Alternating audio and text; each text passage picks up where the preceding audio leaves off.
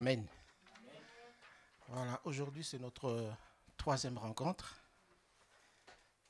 Et notre thème du jour, c'est comment un homme peut rencontrer Dieu. Donc, Amen. Et le texte du jour, c'est dans Jean chapitre 14, verset 6. Je lis, Jésus répondit, « Je suis le chemin, la vérité et la vie. Nul ne vient au Père que par moi. » Des fois, nous devons faire très attention. J'aime beaucoup rentrer dans le détail. Nul ne vient au Père que par moi. Alléluia. Et notre premier point, c'est la rencontre avec Dieu. Le premier point, c'est Dieu et esprit. Mais l'homme est physique. Il y a un problème. Voilà. Dieu est esprit. Et puisqu'il est esprit, nous ne pouvons pas le voir avec nos yeux physiques. Non. Et il y a aussi des points que nous devons vraiment garder dans nos cœurs. Dieu est le créateur de l'univers. Le monde ne vient pas par un Big Bang. Le monde a été créé. Alléluia. C'est la pensée de Dieu. Et le monde a été créé pour le bien de l'homme. Ne l'oublions pas. Et Dieu n'a ni commencement de jour, ni fin de vie. Il est Dieu. Et puisque Dieu est esprit, vous ne pouvez pas le voir avec les yeux physiques. Et Dieu n'est pas non plus limité. Et il y a un point qui a été développé là-dedans qui est d'une importance capitale. Tout ce que les hommes fabriquent pour adorer n'est pas Dieu. Vous voyez, il y a des idoles. Ça c'est très bien. Il y a des idoles. Dans l'ancien temps, on fabriquait des idoles. Et l'homme qui cherche Dieu se met à genoux devant cette idole pour prier. Et j'attire votre attention que l'idole a pris plusieurs formes. Vraiment plusieurs formes. Aujourd'hui, l'homme arrive à adorer un autre homme, une autre créature, qui est aussi une idole. La science est devenue aujourd'hui notre Dieu. La philosophie, pareil. Et on essaye de remplacer Dieu par autre chose parce qu'il y a une phrase qui a été prononcée par l'ennemi qui est restée dans notre tête. Vous serez comme Dieu. Et l'homme fait tout pour être comme Dieu. Et il ne sera pas comme Dieu. Je prends un exemple qui m'a beaucoup frappé en Afrique. Avant que l'évangile arrive, on allait vers des chamans. Nous, on les appelait Nganga. Nganga, donc un chaman. Quelqu'un qui a une très grande puissance, qui est en contact avec soi-disant Dieu, avec des esprits, et qui est capable de résoudre n'importe quel problème dans ta vie, dans la famille et partout. On consultait ces gens-là. Et on cherchait celui qui est puissant. Ah, celui-là, il est puissant. Je suis allé le voir, tel problème a été résolu. Mais l'autre, oh non, celui-là, il est puissant, mais il faut aller voir tel monsieur, il est encore plus puissant. Hein? Et vous allez remarquer, ça je l'ai remarqué, et nous devons prier pour ça. Dans le subconscient, c'est resté dans l'homme. Une fois devenu chrétien, dans son inconscient, l'homme cherche toujours ce chaman-là. Au lieu de chercher Dieu au travers du pasteur, hein, il cherche le chaman, le pasteur qui est puissant. Mais est-ce que ce pasteur-là, il est puissant? Voilà. On cherche la puissance au lieu de chercher l'évangile. Inconsciemment, on veut rentrer dans une église où tout le monde tremble, où tout le monde tombe, mais on veut sentir quelque chose. Parce qu'on est encore idolâtre. L'évangile est simple et d'une simplicité de foi qui dérange. Mais c'est l'évangile. Alléluia. Ça, c'est l'Afrique. Bon, dans mon pays. Et je prie pour mon peuple parce que des fois, quand j'entre dans une église, je pleure. Parce que le pasteur est là en train de te démontrer qu'il a la puissance de Dieu. S'il ouvre la bouche, tout le monde tombe. Et on cherche ça. Un jour, j'avais donné la parole à ma fille pour faire un témoignage. Il devait prendre un quart d'heure et il a parlé pendant 1h30. Elle a parlé pendant 1h30. Et Dieu nous a parlé. Elle a dit, papa, le chrétien se croit puissant, quoi. Hein? C'est comme quelqu'un qui a un pistolet à la main. Il est puissant. Il peut tirer sur tout ce qui bouge. Alléluia. Mais il dit, papa, ça, c'est le chrétien. Mais en réalité, nous devons être des pianos. Et c'est Dieu qui joue les partitions. Alléluia. Est-ce que vous comprenez ce que le Seigneur est en train de nous révéler là? Ce n'est pas parce que tu es chrétien, parce que tu as la parole, que tu détiens une certaine puissance là. Non. Ta puissance, c'est Jésus-Christ de Nazareth. Ta puissance, c'est la parole. Tu es rien du tout. Et c'est Dieu en toi qui est tout. Amen. En Asie, parce que bon, j'ai vécu à peu près 2 mois en Corée et je visite des amis qui sont en Asie et je regarde des films à tendance asiatique. Et ce que j'ai constaté, c'est le culte du corps. Hein? L'homme est capable de se concentrer, hein, pour se comporter d'une certaine façon. Quand tu le regardes, tu peux lui donner le bon Dieu pour confession. Hein. Il est comme un être saint là, qui ne veut même pas tuer une mouche. Il est là. Et j'ai vu une petite fille qui voulait tuer un cafard. Il le prend, il dit non, il ne faut pas.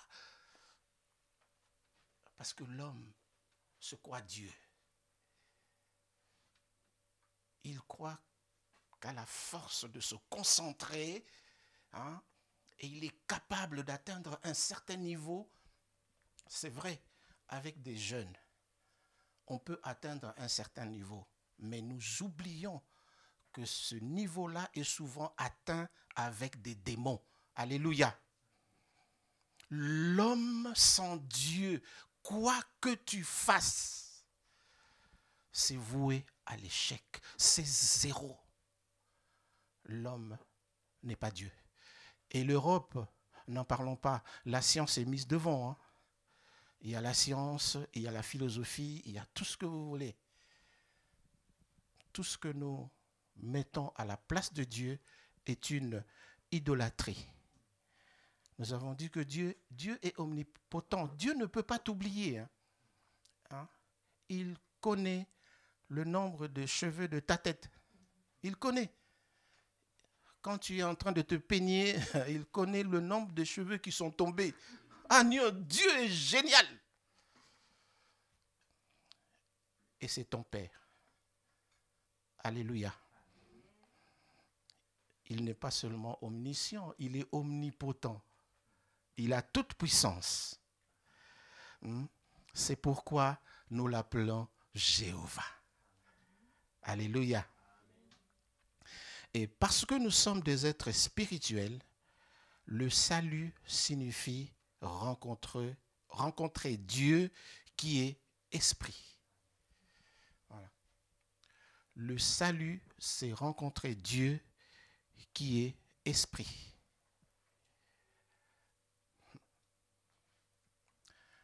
Ce n'est pas par des formules mathématiques qu'on arrive à rencontrer Dieu.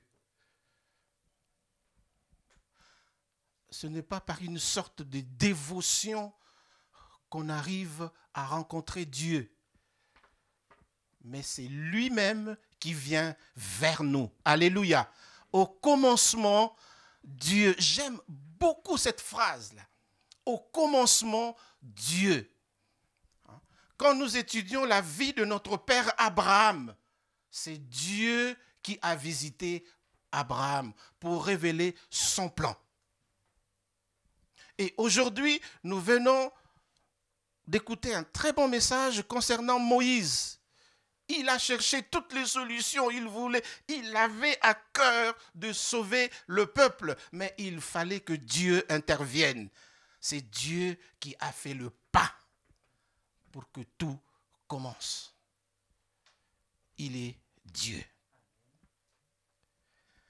Ça, c'est la première partie. Et on passe maintenant dans la deuxième partie. Nous avons un corps physique. Et nous ne pouvons pas voir Dieu. Notre esprit est limité dans notre corps. Et s'écarter de notre esprit, non, de notre corps physique, c'est mourir. Donc la mort, c'est quand l'être esprit se détache de l'être chair. Là, on est mort. Et c'est ce qui s'est passé, bon, quand on parle de la mort dans le sens donc physique. Et dans le sens spirituel, c'est pareil. L'homme, quand il a péché, son esprit n'était plus en contact avec l'esprit de Dieu. Il est mort.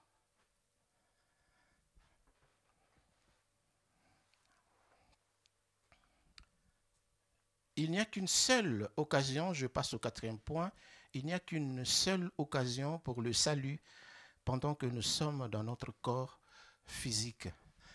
Là, c'est très important. Quand tu es encore en vie, c'est le moment de rencontrer Dieu. Une fois mort, c'est fini. Ne crois pas que les prières de pasteur Lee vont changer quelque chose. Quand tu es mort sans avoir accepté Jésus-Christ de Nazareth comme étant ton Seigneur et Sauveur, tu vas en enfer. Même si le pasteur Lee prie avec la foi qu'il faut, tu iras en enfer. Ah.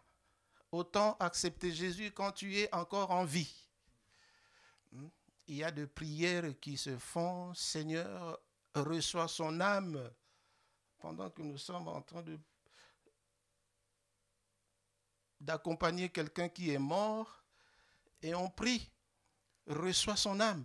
Mais il est déjà parti. Il est déjà parti. Ta prière n'a aucun sens. Ah.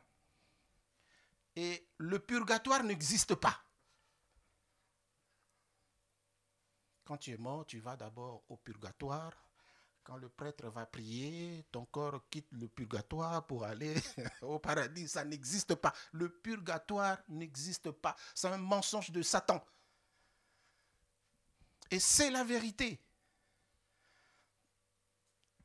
Je relis Jean 14, 6. C'est la déclaration de notre Seigneur. Je suis le chemin, la vérité et la vie. Nul ne vient au Père que par moi. Amen. C'est Jésus qui parle. Passons au troisième point, le chemin qui mène à Dieu. Et le seul chemin qui mène à Dieu, c'est Jésus-Christ de Nazareth. Pour sauver l'homme, Dieu qui est esprit est venu sous la forme d'un homme. J'aime beaucoup l'entretien que Dieu a eu avec Nicodème quand il déclare « Car Dieu a tellement aimé le monde qu'il a donné son Fils afin que quiconque croit en lui ne périsse pas, mais qu'il ait la vie éternelle. » Quand l'homme est mort à cause du péché, quand l'homme était perdu, notre Père était malheureux. Et il a décidé de sauver l'homme. Alléluia. Il y a quelques images qui révèlent le plan de Dieu. Vous savez, Adam et Ève se sont rendus compte qu'ils étaient nus. C'est Dieu qui a tué une bête pour couvrir la nudité d'Adam et Ève. C'était déjà un signe. Dieu a tué une bête pour couvrir la nudité. Et quand Caïn et Abel voulaient offrir quelque chose à Dieu, c'est Abel qui a compris ce que c'est la rédemption. Il a pris une bête pure, sans tache, pour offrir à Dieu. C'était déjà un signe. Et le troisième signe que je prends dans l'Ancien Testament, c'est Dieu qui dit à Abraham, « Donne-moi ton fils, ton unique, celui que tu aimes, Isaac. » Alléluia. Hein? On voit déjà le symbole, Dieu est en train de nous révéler son plan. Parce qu'il a décidé de sauver l'homme. Dieu est esprit, mais il prend la forme humaine. Dans Hébreux, chapitre 10, c'est la déclaration de notre Seigneur Jésus-Christ qui dit, dans le rouleau du livre, il est question de moi et je viens, ô Dieu, pour faire ta volonté. Dieu qui prend la forme humaine. Aujourd'hui, nous l'appelons Jésus-Christ. Hein? Mais il a décidé de faire la volonté de Dieu avec le corps humain. Voilà, Dieu est esprit, il prend la forme humaine pour sauver l'homme. Et il l'a fait. Nul ne peut faire ce que Jésus a fait. Personne. Qui peut vivre sur cette terre sans commettre de péché? Qui lève le doigt. Parmi tous ceux qui sont morts, qui peut déclarer qu'il est ressuscité des morts pour vivre éternellement? Personne. Mais notre Seigneur est vivant éternellement. Alléluia. Et il est le chemin, la vérité et la vie. Nous venons de fêter Pâques. Non, c'est glorieux. Quelqu'un qui accepte de donner son corps. Il accepte de donner sa vie pour nous. Et quand il mourait, il pensait à toi. Il dit, Lucie est sauvée. Tout est accompli. Ah, j'aime cette phrase. Tout est accompli. Amen. Nous venons de parler de Jésus-Christ. Je touche le 4e point. La nature de Dieu, donc Jésus est à la fois divine, donc sa nature est à la fois divine et humaine. C'est dans Matthieu chapitre 6, verset 19. On l'appelle le Messie, celui qui est venu nous sauver. Il est le Sauveur, il est Dieu. Jésus-Christ est parfaitement homme et il est parfaitement Dieu. Il a tout pouvoir dans le ciel et sur la terre. Il est le Dieu qui s'est fait chair. Et le 5e point dans le 3e paragraphe, recevoir Jésus-Christ dans sa vie, c'est le chemin pour rencontrer Dieu. Amen. Ne dis pas que je suis avec Dieu si tu ne connais pas Christ. Si tu ne connais pas Christ, tu n'es pas avec Dieu. Quoi que tu fasses. Nicodème va voir Jésus-Christ de nuit et lui dit, personne ne peut faire ce que tu fais si Dieu n'est avec lui. Jésus lui répond, si tu n'es pas né de nouveau, tu ne peux pas voir le royaume des cieux. Il est docteur en Israël. Il a la loi. Il a tout dans sa tête. Mais il n'est pas né de nouveau. Il n'a pas la vie éternelle. Sans Jésus-Christ, il n'y a pas de vie éternelle. Amen. Quand vous recevez Jésus-Christ, le 6e point, le Saint-Esprit vient demeurer en vous. Et c'est cela le salut. Alléluia. Quand vous acceptez, pour accepter Jésus-Christ dans ta vie, tu dois reconnaître. Il y a un moment, Dieu visite, il y a un moment où tu te rends compte que Dieu t'a visité. Et tu dois accepter Jésus-Christ comme étant ton Seigneur, ton Sauveur et ton Dieu. Et ce jour-là, quand tu reçois Jésus-Christ dans ton cœur, la paix inonde ton être. Alléluia. Et tu deviens une nouvelle créature. Et à ce moment-là, le point 7, maintenant l'autorité de Satan est complètement combattue. Prions sincèrement le 8e point pour recevoir Jésus-Christ de Nazareth. Nous qui sommes appelés pour évangéliser, nous devons vraiment prier pour que tout le monde rencontre Jésus-Christ de Nazareth. Il est le chemin, la vérité et la vie. Pensons à ce qu'il a fait. Un jour, si le Seigneur le permet, je me suis permis de mémoriser Ésaïe 53 quand Dieu m'a révélé l'œuvre de Jésus-Christ à la croix. C'est Dieu qui t'aime, mais d'un amour incroyable. Il a tout quitté, mais tout quitté pour me sauver, pour que j'aie la vie éternelle. Nous devons l'adorer comme il faut, et de tout notre être. Amen. Passons au 4e point. Le 4e point, c'est Dieu avec nous. Amen. Comment vous démontrez que Dieu est avec vous?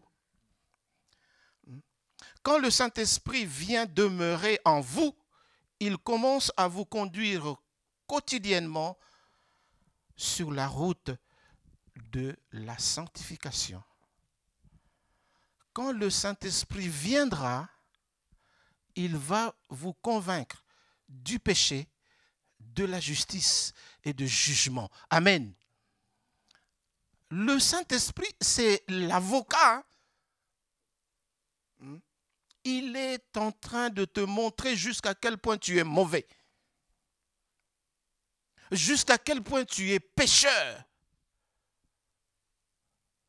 pour que tu reconnaisses que Jésus-Christ est Seigneur, est Sauveur et il est Dieu. Amen. Quand vous recevez, le deuxième point, quand vous recevez la parole de Dieu, l'Esprit Saint vous conduit. Alléluia. Voilà. Il vous conduit dans... Bon, là, il a mis 2 points. 1, la parole de Dieu, il vous montre comment la parole de Dieu est vie. Alléluia. Demande à Dieu d'expérimenter dans ta vie comment la parole de Dieu est vie. Il va le faire. Tu es dans une paix qui dépasse l'intelligence. On ne comprend pas. Tu es dans une joie que le monde ne comprend pas. Parce que la parole de Dieu est vie. Dieu dit que la lumière soit et la lumière fut.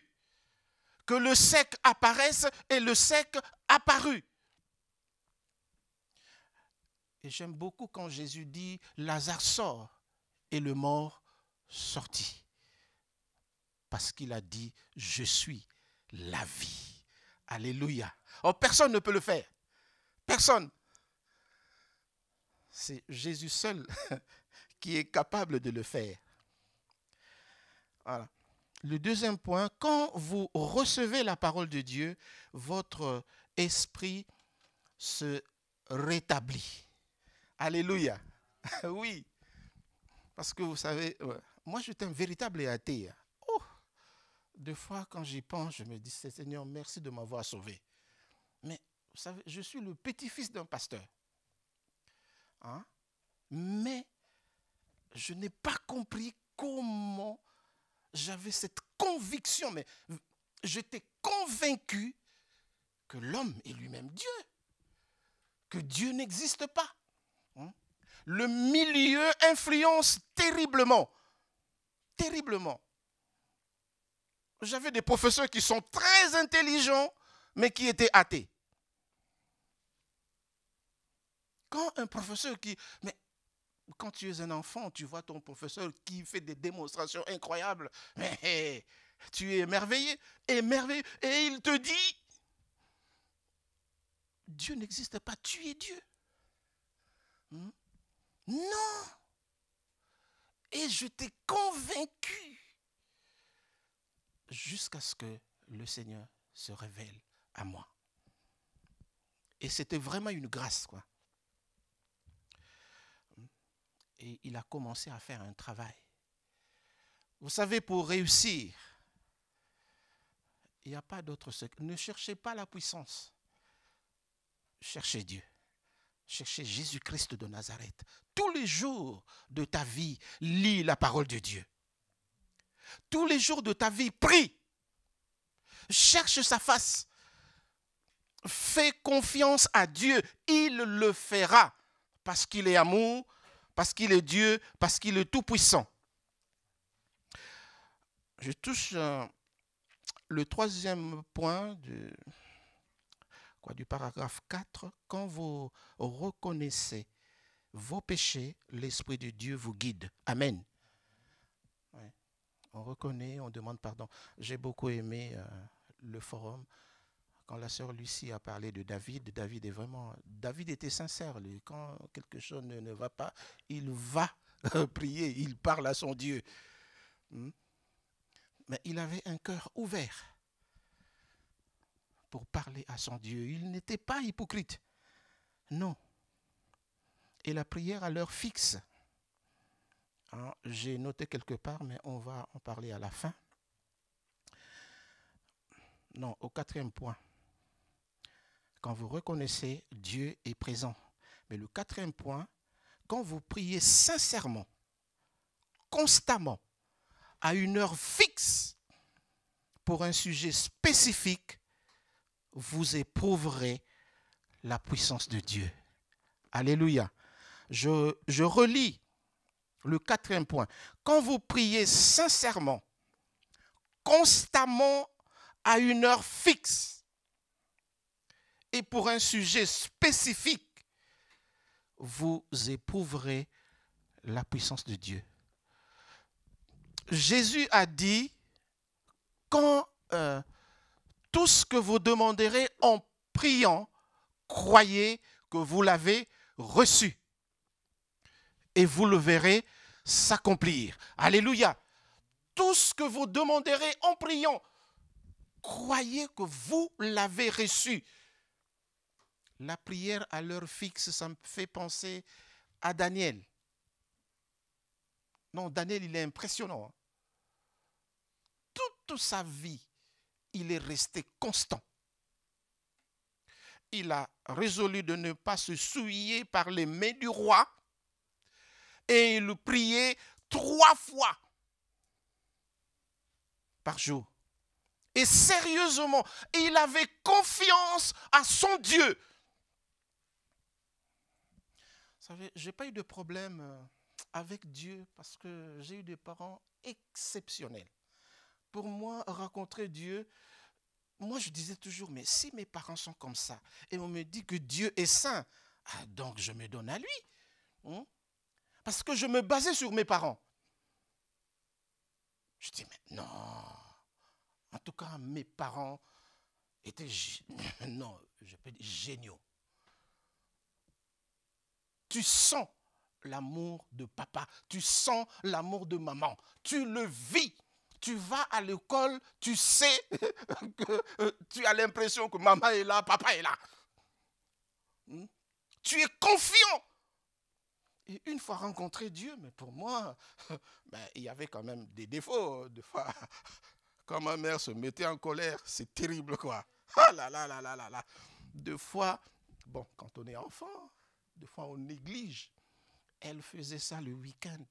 Elle rentre dans ta chambre sans toquer à la porte. Elle prend le balai. Elle commence à sortir tout ce qu'il y a sous le lit. Nous, on cachait tout sous le lit. Et là, elle sort. Je dis, dans une demi-heure, je veux voir la chambre propre. Alléluia. Là, 2 fois, tu oublies. Une fois, elle a fait ça. J'étais tellement fatigué que je me suis endormi et c'est un seau d'eau qui m'a réveillé. Mais maman, elle te met un seau d'eau. Imagine maintenant, tout est trempé là. Mais elle était là pour discipliner ses enfants. Alléluia. Et non, nous devons aimer notre Père qui nous aime d'un amour éternel. Il faut croire à la prière. Il faut croire et fermement. Et Dieu le fait. 5e point, Satan a perdu l'emprise qu'il avait sur nous. Satan qui avait l'emprise, qui a perdu l'emprise qu'il avait sur nous, essaiera de nous distraire par le biais de ses démons. La distraction, c'est sa spécialité. C'est pourquoi Jésus-Christ a dit d'être rempli du Saint-Esprit. Alléluia. On est rempli du Saint-Esprit par la foi. Être rempli du Saint-Esprit ne veut pas dire commencer à parler en langue. Parce qu'il y en a qui croient qu'une fois, quand il n'a pas encore parlé en langue, il n'est pas rempli du Saint-Esprit. On est rempli du Saint-Esprit par la foi. Amen. Et quand tu es rempli du Saint-Esprit, tu as un désir profond de prier, un désir profond de lire la Bible, un désir profond de te conformer à la parole, un désir profond d'être avec les chrétiens. Amen. Et là, l'ennemi a peur de toi. Et il a vraiment peur de toi. Et Christ a dit, soyez remplis du Saint-Esprit. La puissance vous est donnée, 6e point, la puissance vous est donnée quand vous recevez le Saint-Esprit afin de dominer sur vous-même. Alléluia. Quand tu as le Saint-Esprit, c'est pour dominer sur la colère. Quand tu as le Saint-Esprit, c'est pour dominer sur les habitudes qui ne glorifient pas Dieu. Quand tu as le Saint-Esprit, c'est pour dominer sur le monde. Jésus a dit, tout pouvoir m'a été donné dans le ciel et sur la terre. Celui qui est en toi a tout pouvoir dans le ciel et sur la terre. Amen. Et tu as la domination sur Satan.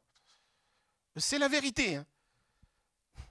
Un chrétien qui a peur de Satan fait mal à Dieu. Mais je t'ai donné le pouvoir.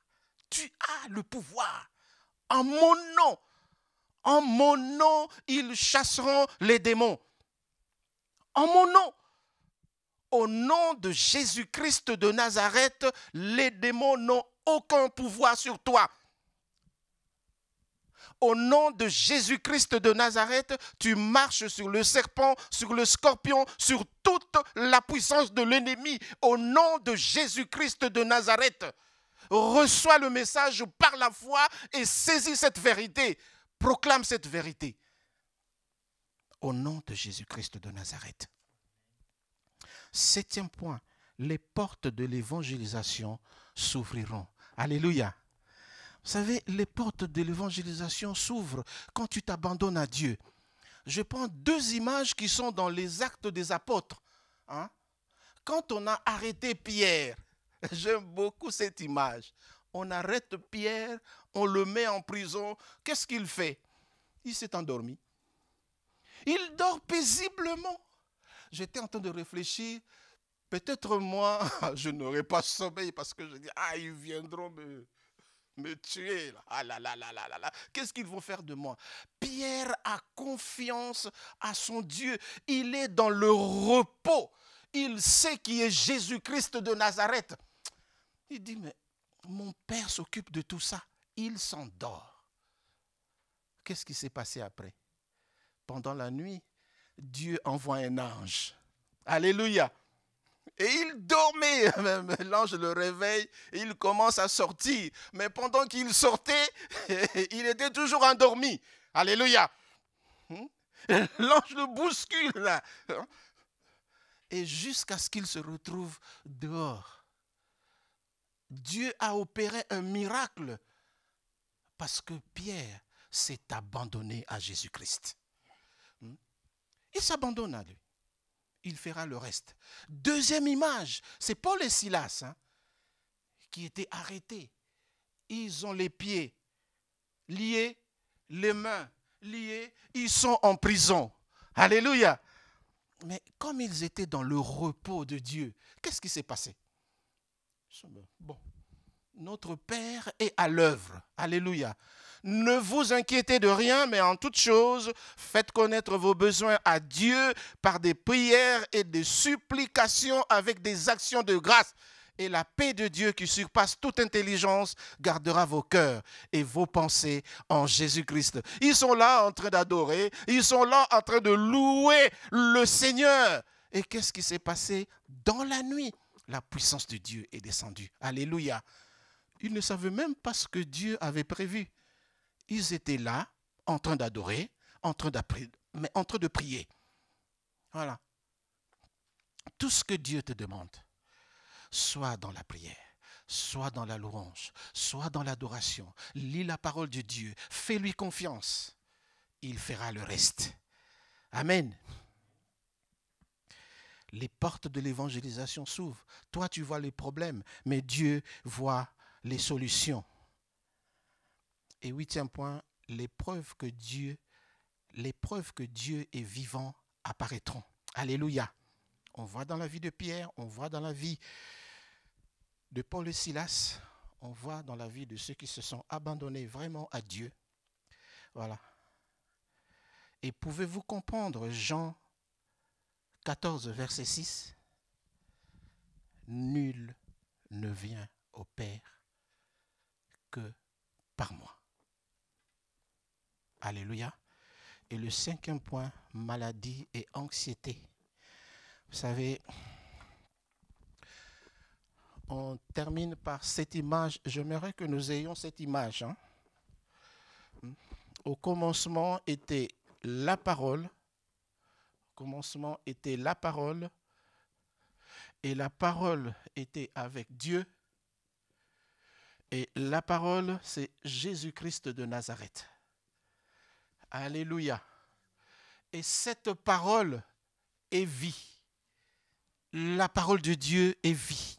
Quand la vie de Dieu se manifeste en vous, vous verrez l'anxiété partir. La parole guérit. La parole est vie.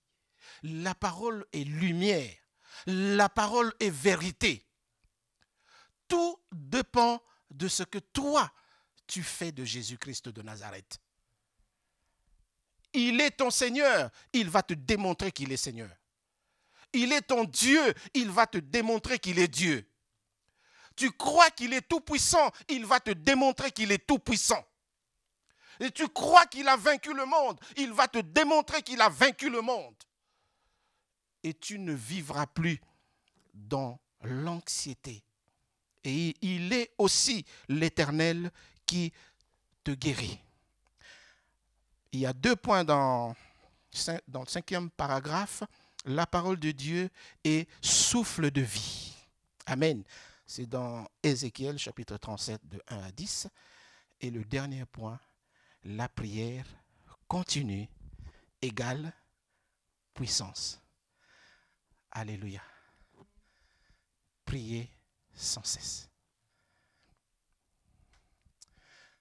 Le monde nous apprend à faire des efforts sans cesse pour réussir. Dieu te dit, prie sans cesse et tu me verras à l'œuvre. Prions. Seigneur Dieu Tout-Puissant, merci pour ta parole qui est esprit et vie.